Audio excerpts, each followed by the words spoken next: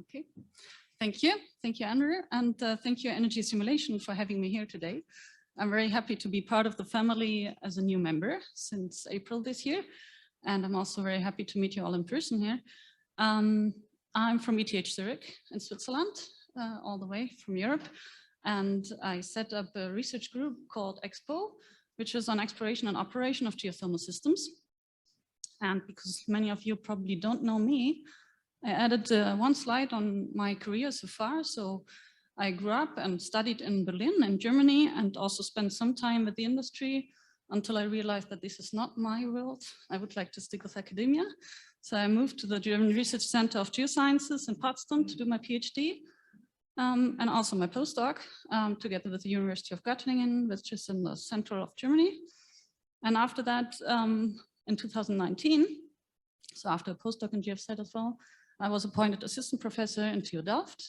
I worked with Hadi at that time, for example, and now Sebastian followed me after I left to ETH Zurich last year in August. So since my PhD time, where I worked on the role of fault zones in geothermal systems, I have been working in geothermal, basically. So it's nearly 12 years now that I'm doing research in geothermal, and I'm very happy to be part of this group and also learn from you and present today work that we do at ETH within the EXPO group.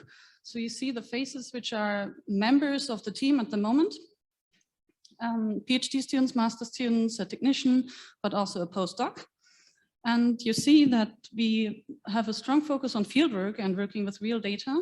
So we go a lot to field and measure, but also you see that we do some lab work. So one of my students is setting up a lab experiment at the moment on CO2 circulation, but we also have a strong focus on simulation. So that's the overlap I see with the other chairs as well. I divide my research topics into 3 parts, basically, which is also related to 3 major questions I see as challenges in geothermal energy use worldwide. And one problem we have that we don't know where to drill the well. And this relates to what Sebastian just presented. In fractured reservoirs, it's so important to be next to the fracture or to find the fracture actually. And if you're at the surface of the geothermal system, you probably don't know where the fracture is. And our problem is that the statistics show worldwide that only 1 out of 3 geothermal wells is successful. So we lose a lot of money here with drilling dry wells, basically.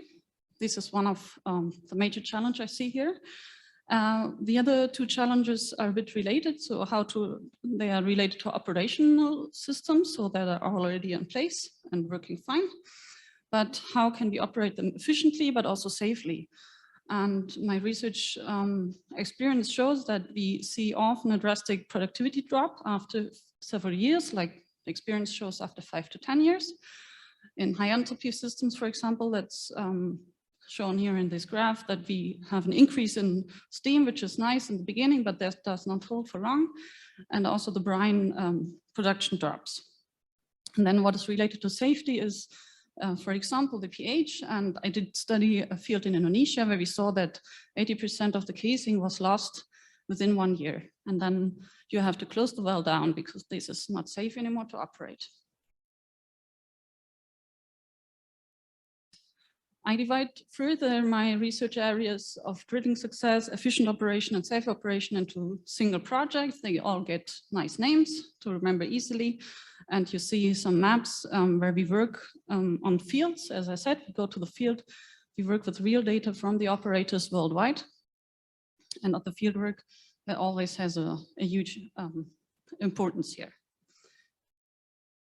So I will show you some examples from research that has been ongoing and led to new proposals we wrote and that we are currently working on. So this field, for example, we already studied. This is in Indonesia, a volcanic lake, and it's in the middle of an operating geothermal field. You see the 2 green wells which target beneath a lake.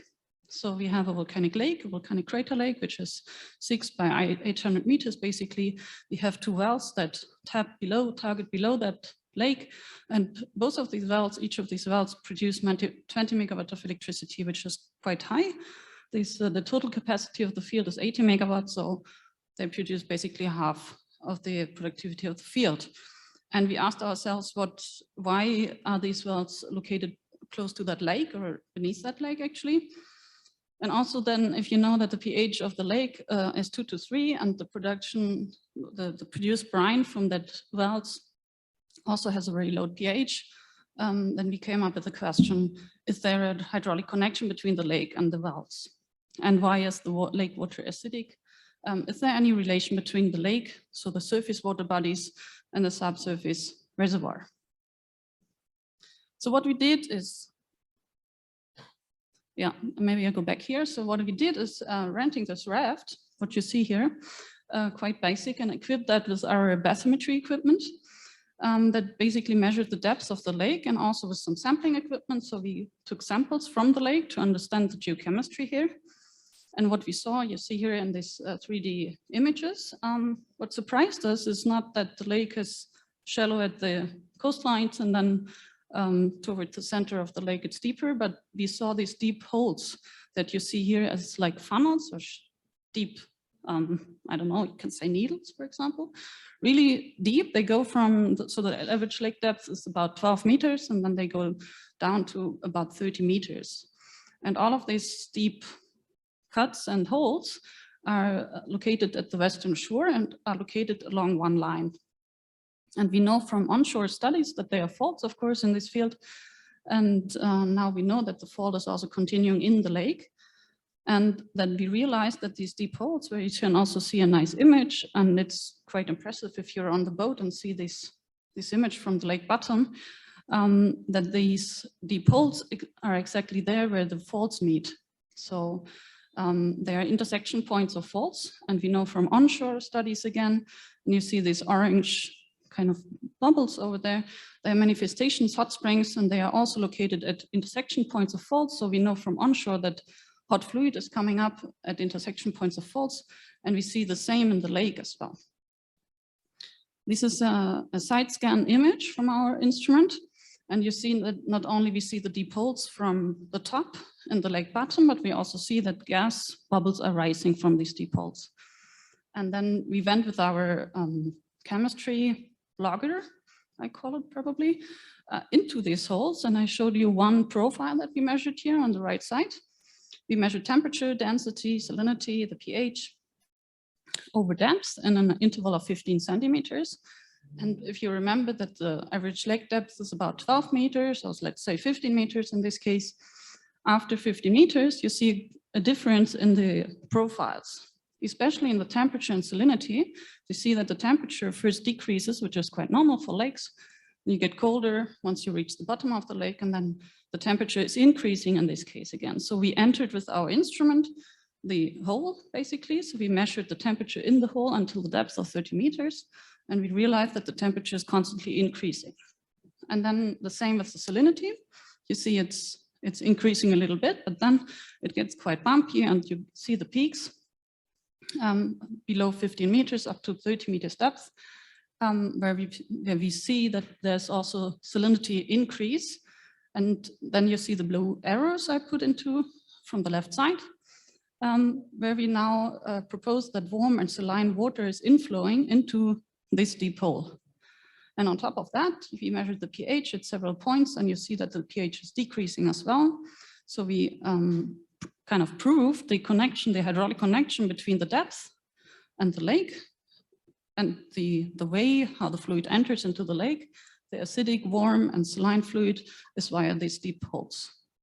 And that's the first time that this is measured. We did that already on 3 different lakes, and we have plans to do that very soon. This winter, we go to the field again in Indonesia and another field. And the companies are calling us up basically and want us to come immediately to study their fields, because often, at least in Indonesia, you have these crater lakes in volcanic environments, and they cover a huge part of your license field. So they are interested in how this kind of blank spot on the map does look like. So we will take our instruments and go to the field again very soon. It has an impact on the exploration strategy and also on a little bit on the operation strategy, but I would call it more exploration, although the field's operating. This company drilled many new wells, and you see the map before and after. And then on the right side, you see a statistics where you see the well number in that field and the output in a megawatt. And before you see that there are a lot of black dots, which are non-productive wells. And the red wells are kind of medium productive. And the two wells I mentioned in the beginning, the green ones targeting below the lake, which are highly productive, which would be nice to only have the green ones. But I mentioned the problem with the acidic water. After this vertical line, the black line at well number roughly 28, you see that there are no green wells anymore because the company decided to not go into in this area because of the acidic water, but at least they increased their drilling success by 15% because they could drill less non-productive wells, the black dots, but more medium productive wells, the red ones. So this is the impact of our fieldwork that you can directly see with the companies. Then another topic related to exploration is you probably, well, I'm not sure if you heard about geothermal meters, but there's a technology that you can use water compositions from springs to recalculate back to the temperature in the reservoir where the water is coming from. And I had a master's student, she just finished 2 weeks ago, and she studied different countries worldwide, which is Turkey, 2 countries in to Europe, which is Netherlands and Switzerland, and Indonesia, and studied different water, a database of water samples, like 650 samples she had. And different rock types were represented here, and we tried to find out which geothermal meter, the technology I just mentioned, works best for which reservoir. And they're a bit bad news here, because what we observed in the beginning in 2015 already is at the top. That was the motivation for this master study. And Selina just confirmed that the 2 examples below are from Turkey and Indonesia, that the temperatures you calculate and then we calibrate it with well temperatures in the surrounding of these springs are quite off. So all of the dots should actually be on the line. That would be a perfect fit, but they are all basically off. So the geothermal meters do not work. And we will continue this study with colleagues to find a solution for the problem. So we just find out that the technology so far does not work, but we want to make a positive impact on the exploration of geothermal fields. So we want to understand why are they so much off the perfect line. These were 2 examples related to drilling success, how to find new drilling targets and the exploration of fields. And then I also want to mention about Lily's work. She planned to come here with me, but she did not get her visa in time. So unfortunately, she's only online, but she has a poster, which I will then present. So you're invited to learn more about her studies at the poster as well. But all is related to permeability of faults. And in another geothermal field in Indonesia, high enthalpy, we see that faults lose water. And faults suck in, not faults lose water. The rivers lose water when they cross faults.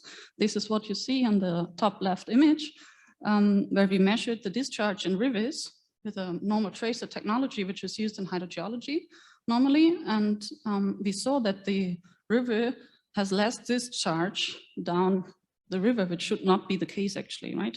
So the river is actually normally increasing in discharge, but this one was decreasing at least at these 2 spots. And we measured that the river lost 5, or in the other case, 12 liters per second of water in 2 faults, which is a proof of vertical permeability of the faults, right?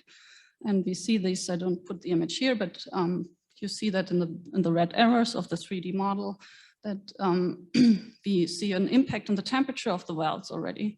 So all wells which are close to these faults also show a decrease in temperature compared to wells which are a bit far from the fault. So again, it's very important to understand where is the fault, where is the fracture, and on top of that, how is the permeability of these faults. And what we also do in this field is monitoring. So since 8 years, we go back to this field on a more or less regular basis. And we go to the springs and sample them and measure them.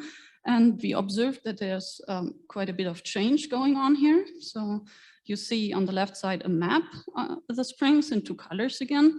The green ones are again the acidic springs, like the wells are presented. They have a pH of 1 to 4 basically. And then a few neutral springs in blue, which have a pH of 5, 6, up to 8. And on the right side, you see a picture of a spring, which is a similar spring. And that one decreased in size.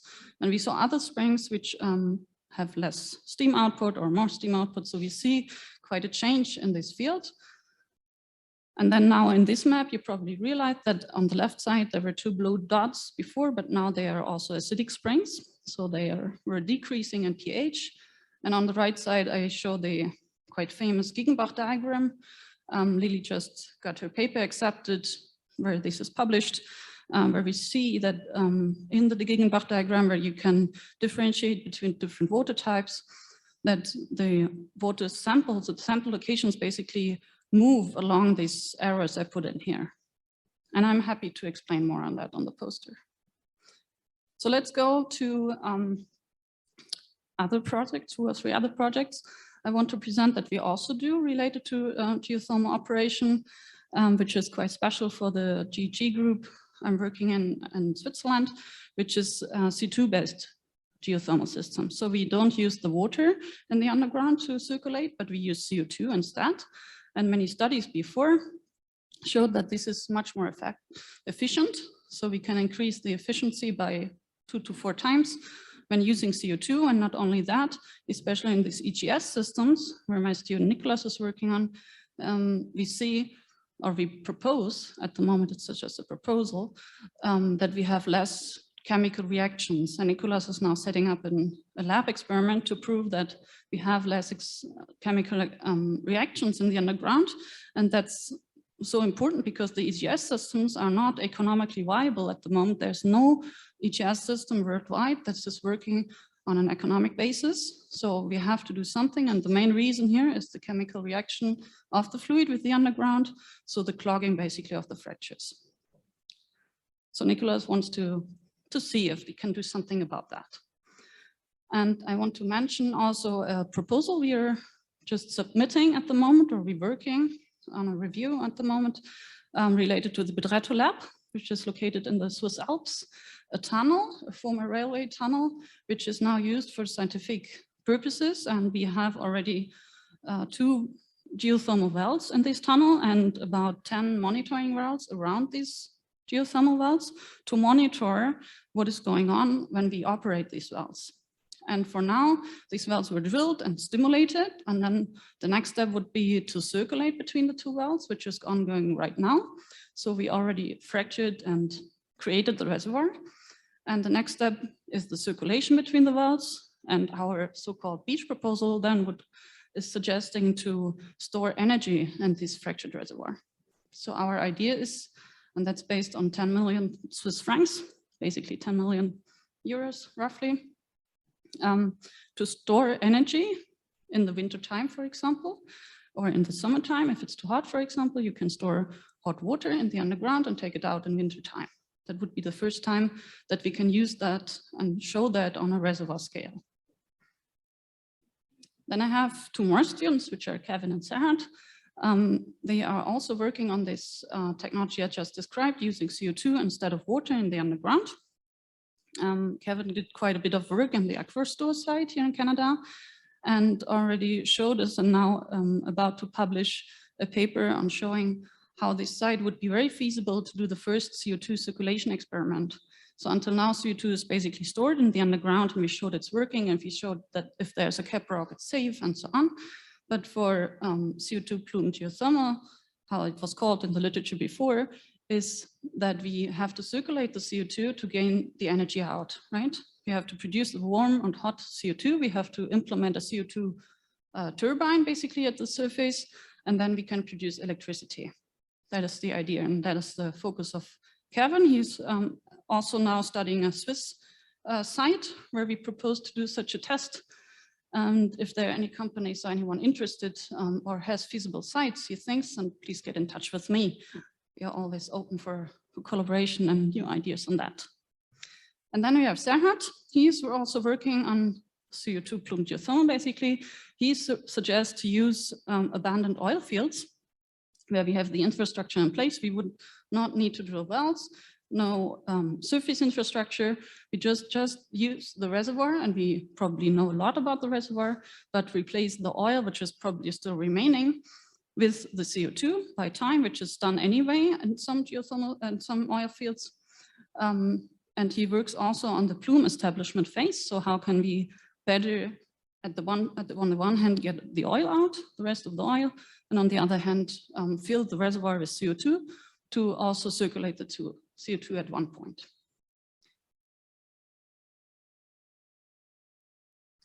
I want to present one more study from Anna. She's working on the safety of operation, and that is a lot related to clogging. I mentioned in the beginning that a lot of fields show an injectivity or productivity drop after several years. And here's only one example, and you see some gypsum precipitation from one geothermal field I was studying in Lithuania. And she, and together with another student I had before, they are developing more generalized approaches and also a more generalized understanding of the processes. So the question is, where does this clogging happen and can we avoid it? So always if I talk to companies, recently in GRC, they tell me we have the inhibitors, but we as scientists, we want to understand what's the problems, why does this happen, and can we avoid it in a natural way without spending money on inhibitors that have to be adapted and changed all the time. So that is the research focus of Anna. Also, you probably heard about the EasyGo ITN project, and if not, I would like to very shortly introduce it here. I'm the PI, the scientific lead of this EasyGo project. It stands for Efficiency and Safety of Geothermal Operations. And it's an ITN project, an innovative training network, a very competitive EU grant we got to set up the first doctoral school on geothermal energy. For that, we put 4 universities into one boat. So we teamed up with the best technology universities in Europe, which is TU Delft, RWTH Aachen in Germany, ETH in Zurich, and Polyme in Milano in Italy. And all of these universities and our partners, they brought into industry partners. So we also have 10 industry partners in our project. And here you see the very happy students that made it through the process of getting hired for this 4 years project and doing a PhD with us. We had 13 positions with a funding of 3.4 million euros. And we had 1,500 applications.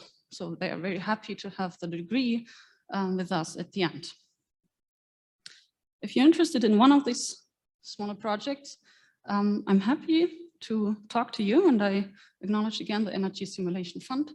There was another slide actually with acknowledgement of the industry partners, but not a matter. Get in touch if you're interested, and I'm happy to answer your questions. Thank you, Maren. Any questions from the floor here? No online questions yet, as people are potentially typing things in. Eric. Thank you, Andrew. Thank you, Maren. That was a fascinating presentation. Huge amounts in there, actually dozens of questions. Stick to one. Did you say the lake was at pH 2? Mm-hmm. Do you know what the mineralogy of the sediment at the bottom of the lake is?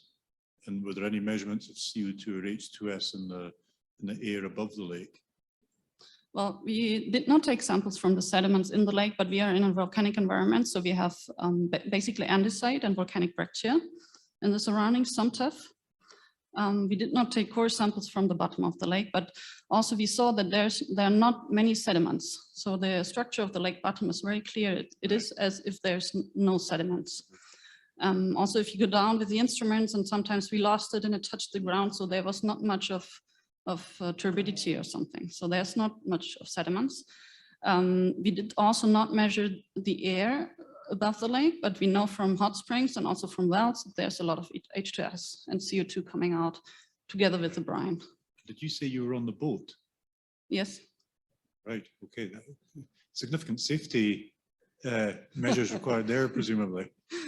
I'm a sailor, I'm used to that. Okay, good. No, you're right. Of course, we have to take safety measures. I've got lots of other questions, thank you, but I'll yeah, yes. Thank you. She's on a calm lake, not a turbulent ocean. Yeah, oh, I have a question.